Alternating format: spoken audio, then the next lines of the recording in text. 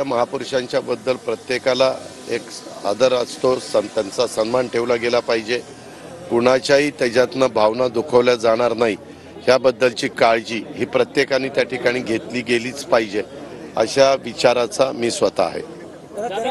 Sassoon रुग्णालयाच्या प्रकरणासंदर्भात आता तीन जणांचं निलंबन जे आहे ते वैद्यकीय शिक्षण मंत्र्यांनी केलेलं आहे, त्यामध्ये ससूनच्या डीनचा देखील समावेश आहे।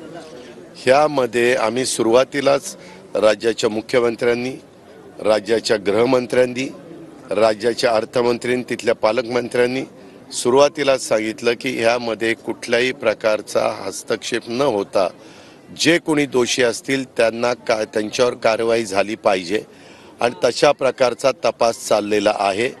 जसा जसा तपास पुढे जातोय, जसं जसं ज्यांचे कुणाची नावं पुढे येत आहेत त्या पद्धतीनं पुढच्या ॲक्शन होत आहेत, हे आपण सगळेजण बघताय।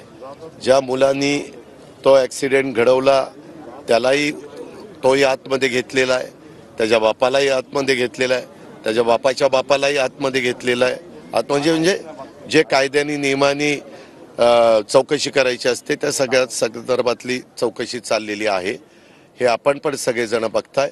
त्याच्यामध्ये कुणाची भीड ठेवली जाणार नाही। जे कोणी दोषी असतील मी मागेही सांगितलं, मी ते बोलत असताना की त्याच्यात अजित पवार सारखा दोषी असेल तरी देखील त्याच्यावर कारवाई होईल।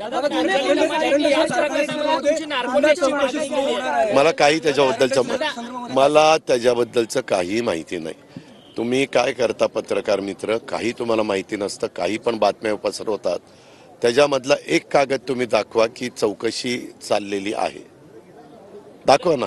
तुम्ही प्रश्न विचारता ना, मला पुरावा तर पाहिजे ना तुमच्याकडे, दाखवा। झालं, तुम्ही गप्प बसता।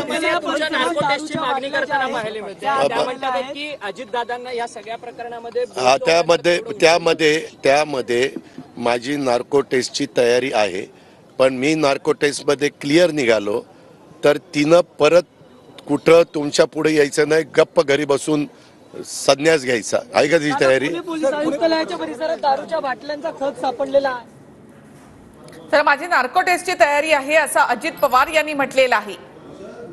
कुठं दारूचा, तू उद्याच्याला मंत्री आहे आणि कुठं दारूचा बाटल्याचा खत सापडला म्हणजे तू केलं का ते? त्याच्यामध्ये जसं हा ॲक्सिडेंट झाल्यावर त्याच्यात दोषी असणाऱ्यांची चौकशी करून त्यांच्यावर कारवाई करण्याचं काम चाललेलं आहे।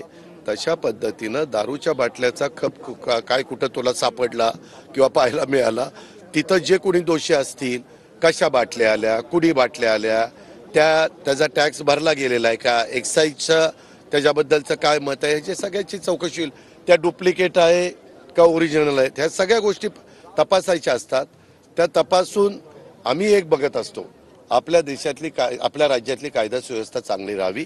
ही चांगली कायदा सुव्यवस्था राहत असताना नाहक कुठल्याही निष्पाप माणसांना त्रास होऊ नये आणि हा त्रास होऊ न देता चुकीच्या पद्धतीनं जर 2 नंबरचे व्यवसाय कोणी करू पाहत असतील आणि त्याच्यातनं 2 पैसे मिळवण्याचा प्रयत्न करत असतील तर अशांवर कडक कारवाई करण्यात यावी। तर नार्को टेस्ट करण्याची माझी तयारी आहे, नार्को टेस्ट मध्ये काही निघालं नाही तर मात्र अंजली दमानिया यांनी घरी बसावं असं अजित पवार यांनी म्हटलेलं आहे।